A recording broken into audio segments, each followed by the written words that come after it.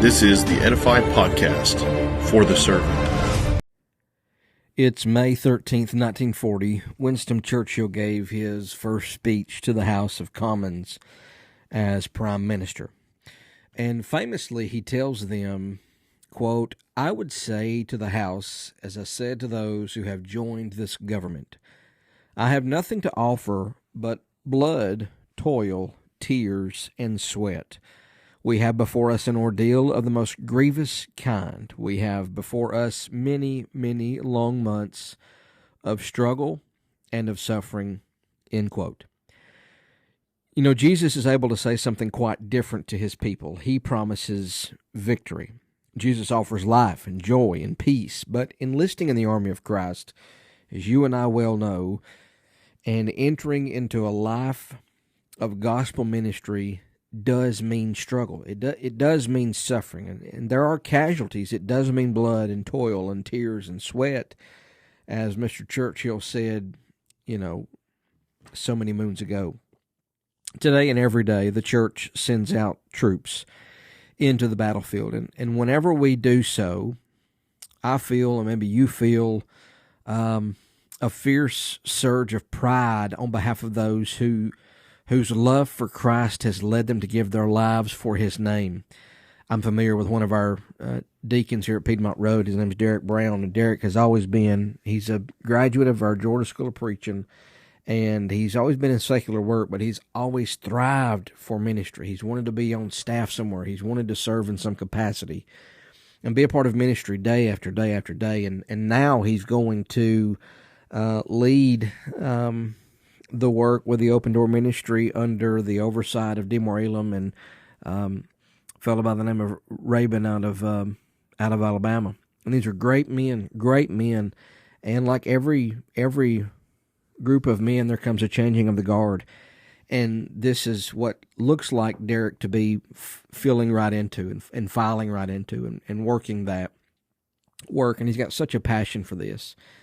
And it's great. They're still able to be members here at Piedmont Road. They're still able to serve and to see each other and be with one another. But he and Casey, his wife, and their 4 wonderful kids are giving their lives to this, and that's a beautiful thing.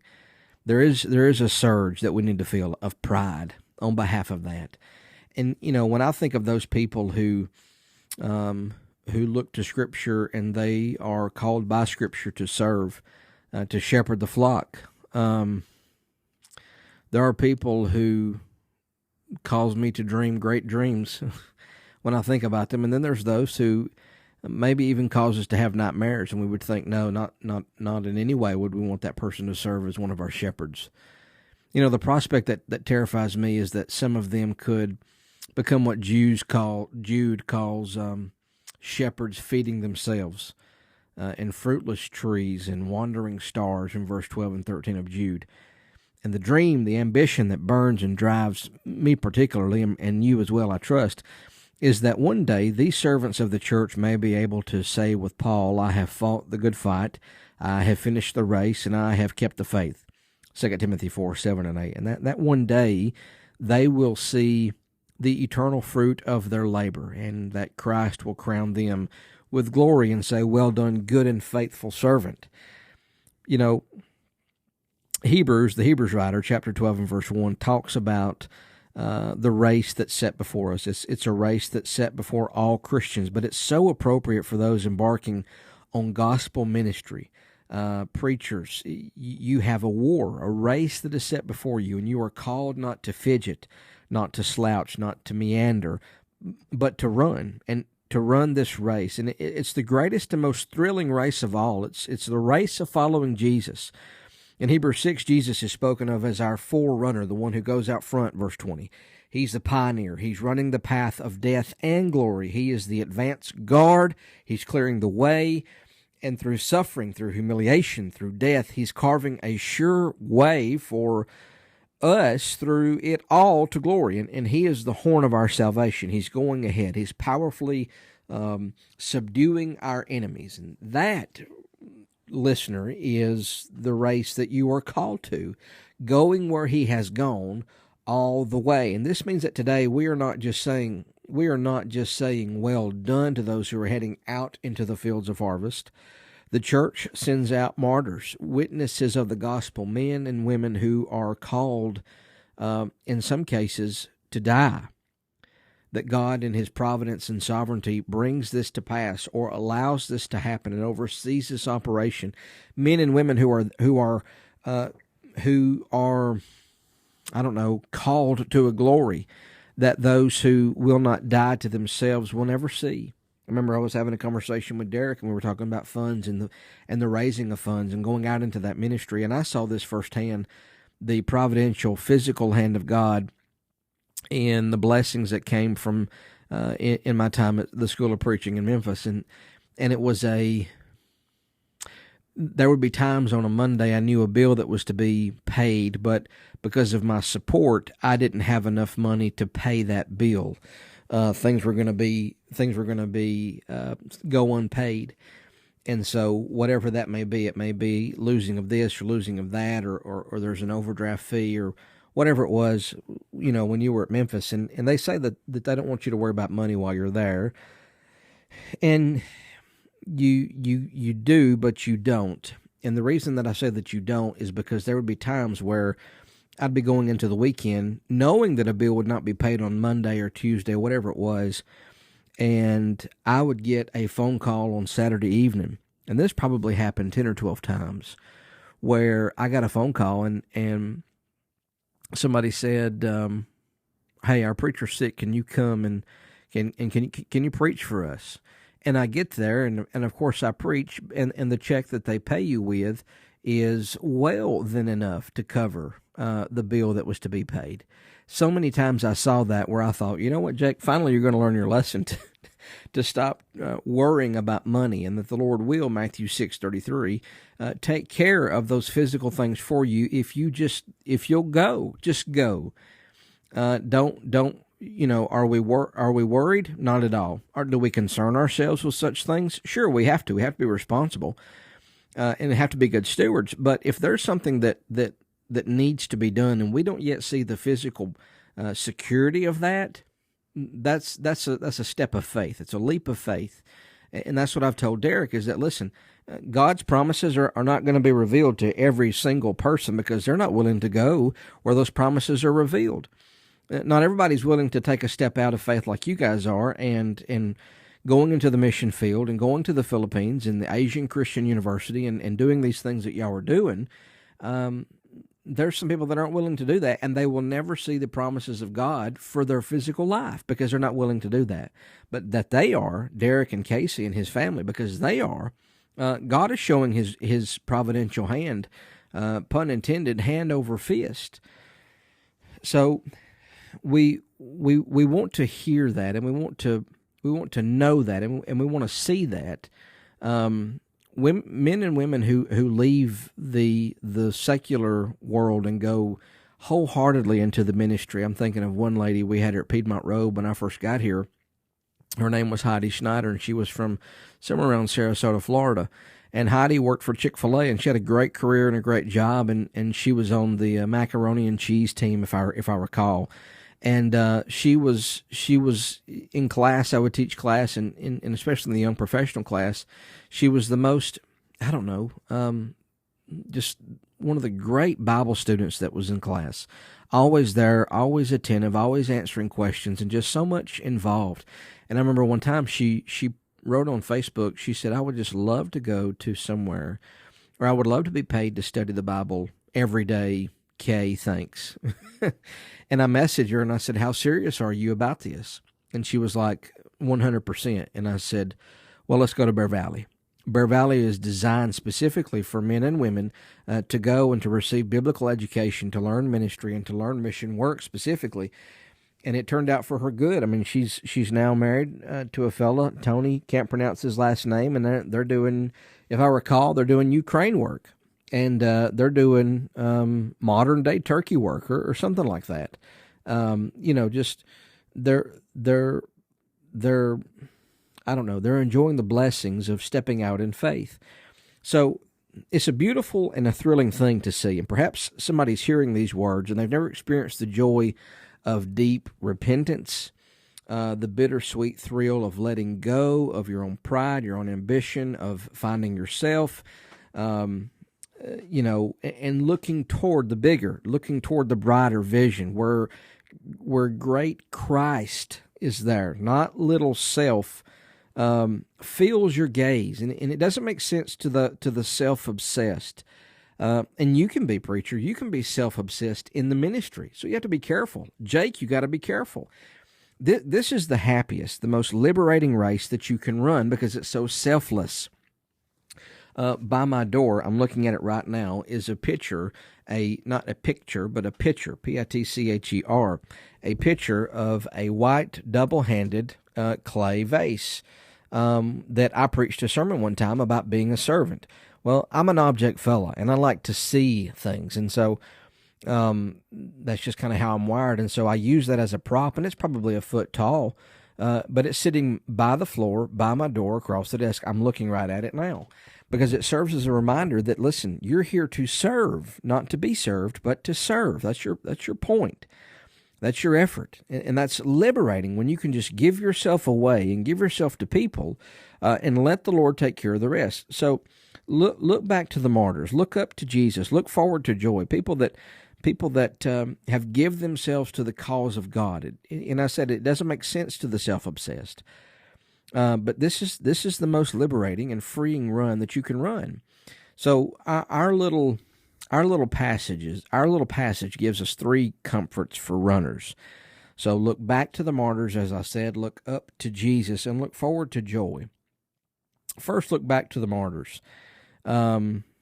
Therefore, since we are surrounded by so great a cloud of witnesses, or martyrs, let us lay aside every weight and sin which clings so closely, easily throws us off, catches us by the foot. Let us run with endurance the race that is set before us. Look to the cloud of witnesses whom the Lord has already helped finish the race in your walk, at your local congregation, in the Bible, in Fox's Books of Martyrs, or whatever. One of the greatest dangers of leadership is isolation. And I've said this before. I know I've said this in the past week. I know at least twice, once, if not on here on the podcast, but in person.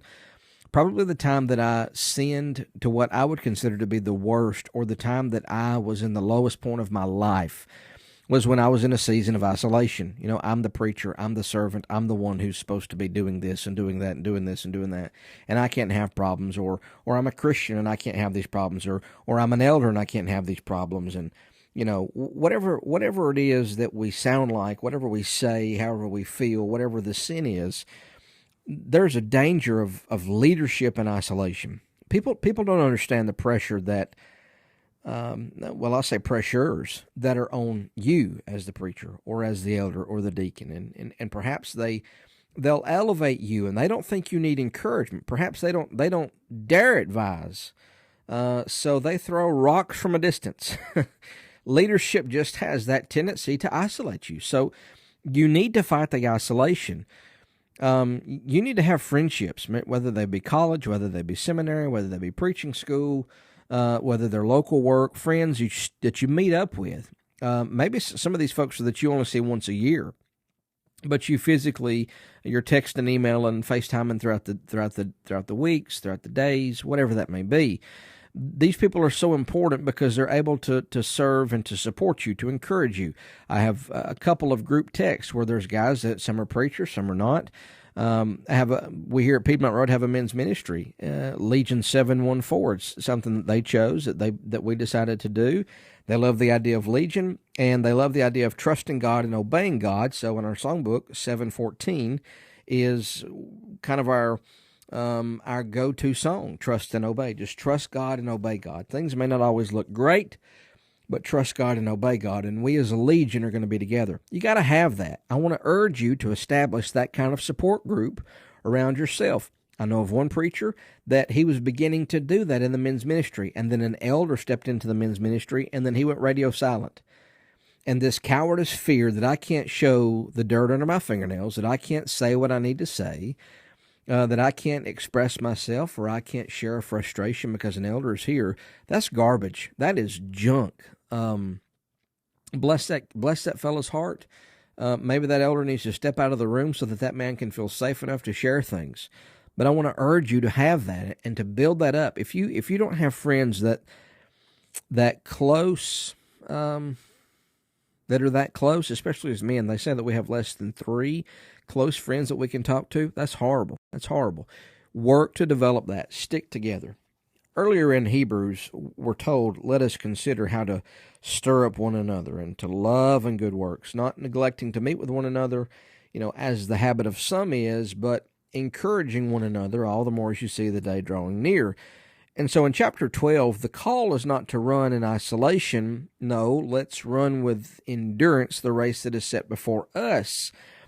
But even when you are all alone, you're shattered on a Sunday evening, you've had a horrible elders meeting, you've had a horrible this or that, or you've been stopped 7 times before you got to the pulpit, things are tough, whatever it is, you've got, if you're an elder listening to this and you've got pastoral difficulties coming out of your ear, okay, there's always the cloud of witnesses. You can always return to the exhibits of the hall of faith in Hebrews 11. And there's a lesson for every situation that is there. There are brave, faithful saints who have been kept through adversity. And there are foolish failures, just like me, just like you. There's Noah, the drunk, and the Lord helped him finish. There's David, the adulterer, the Lord helped him finish. Even in moments of discouragement, and in fact, particularly then, in those moments of discouragement, make time to read church history, okay? There's benefit in learning from people who have ran the race. There's chill bumps to be had with death defying statements. Okay, read those biographies time and again. You're going to see that you're not alone in your struggles, your weaknesses, your ups and your downs. There's a cloud of witnesses, all testifying how the Lord brought them through. So look to the book, look to the martyrs, and the second is to look up to Jesus. Let us run with endurance the race that is set before us, looking to Jesus, the founder and perfecter of our faith. And that is the heart, really, of how to run. You run the race by looking to Jesus, not your ministry, not your workload, not the elder's demands, whatever that is, or the church's demand if you're an elder or a deacon. Run the race by how? Looking to Jesus. That's where new life began for you. Look to me and be saved, all you ends of the earth, says the Lord, Isaiah 45:22. And you looked to the Son of Man, lifted up, and you lived, John 3 and verse 14. So keep doing that. And as Hebrews 12:3 puts it, consider Him. It is the sight of Him that brings life, courage, perseverance, humility, grace for the needy. Even if you forget everything else from your studies, remember this. Consider Him. It's as simple as an order as a king can give, okay? Consider Him. When you're thinking about a sermon, consider Him. When you're thinking about the brethren, consider Him. When you're thinking about the marital problems that come with ministry, consider Him. When you're thinking about your sin, consider Him. When you're thinking about your prayer life, consider Him. In everything that we do, Jake Sutton, consider Him. How easily you could laugh thinking, don't you know the theological wisdom that I've amassed? Don't patronize me. But so strong is the gravitational pull, even in gospel ministry, away from Christ. Spiritual coldness, professionalism, preaching that ticks a box but doesn't even seek to move hearts. Discouragement because your eyes are fixed on the successes of others. Pride because your eyes are fixed on the successes of your own ministry. Fear of others or despair. All of these are the fallout of not fixing your eyes on Jesus. And all these are cured ultimately with those simple words, consider Him. Therein lies integrity. Therein lies spiritual freshness and power. And that's exactly what you see in Hebrews 11. In the great cloud of witnesses, the martyrs that we talked about, the saints there prove that faith. That strength to run the race is not some inner resource that you have, that you've got to concoct like a witch's brew, okay? It does not come from stiffening the sinews and summoning up the blood. It always comes, and it only comes through looking to Him. So, in 1 Peter 4, if anybody ministers, let him minister with the ability that God supplies, so that God in all things can be glorified. So if your greatness comes from yourself, it's self-glory, and it's haughty, and it's damning, okay? Let's say that, preacher. It's damning for you to gloat on things of yourself. Well, I've mustered it up. If you don't lean into Him, and lean into Him in prayer, and lean into Him in the Scriptures, and realize that everything that you're laying out before the people has come from God, then you stand damned as you preach. This self-wrought, self-worked mess, God gets no glory from that. Not at all. So why, for example, did Moses choose to be mistreated with the people of God rather than to enjoy the fleeting pleasures of sin? Well, Hebrews 11:26 tells us he considered the reproach of Christ greater wealth than the treasure of Egypt. He was looking to the reward, like Moses, consider him. So looking back to Hebrews 11, looking back to martyrs, if it was the case, look up to Jesus, and finally look forward to joy. This really is just part of looking to Jesus. Now, run, Hebrews 12:2 urges us, look to Jesus. He's the founder, yes, the perfecter of our faith, and He is the one who, for the joy that was set before Him, what did He do? Well, He endured the cross. He despised the shame, but He is seated at the right hand of the throne of God. So it was the joy set before Him that enabled Jesus to endure the cross and despise the shame. So what was that joy? It wasn't just the thought that His Father would raise Him to life again. It was not just that He would ascend to the throne of heaven and rule. He'd had all that. He never had to leave home to enjoy those things. No, it was the fruit of all He had accomplished. The bride He had come and bled to redeem. It was the prospect of hearing the voice of a great multitude, like the roar of many waters and like the sound of mighty pearls of thunder crying out. Let us rejoice and exult. Give Him the glory, for the marriage of the Lamb has come, and His bride has made Himself ready. Revelation 19:6-7. So the joy set before Him, Jesus, was the marriage, His union with His bride. So the joy set before us is the same, fellas, or ladies, if you're listening to this, to be with Him face to face, all sin, all pain, all suffering removed. So like Him, we will see the fruit of our labors. We're going to see those the Lord has given us redeemed. These helpless sinners, now their brothers and their sisters, will be all around us at this wedding feast. So, you're my friend, I trust. Think on that prospect and compare it to the competing joys you set before yourself. And I said, friend, because I want you to see that as that. Do that now. Listen to a friend. Do that right now. Think about that private, deeply cherished dream you have for the future. To be married, to be popular, to be influential, to be comfortable. It may not be that dream is a bad thing in itself, but whenever you think of it, hold your dreams and passions next to the great joy that's set before you and think, which is the more compelling, which is greater, which is the more sustaining joy? The joy to set front and center before yourself.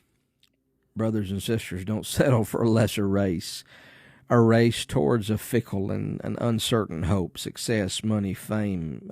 Me personally, I want to train preachers, and I want to have my doctorate. Okay, that's great. Those are great things to consider. Those are great things to be in which to be involved. But that's not my race. You see, that's not my race.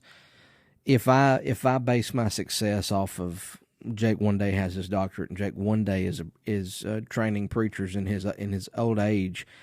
What happens if that never happens? What happens if that doesn't come to pass? Well, eternal disappointment then. No, see, I've got to run the great race of death and glory. That's my race. So go, brethren, go with the cloud of witnesses. Go after our great forerunner and go towards joy. May God bless you in going toward that joy.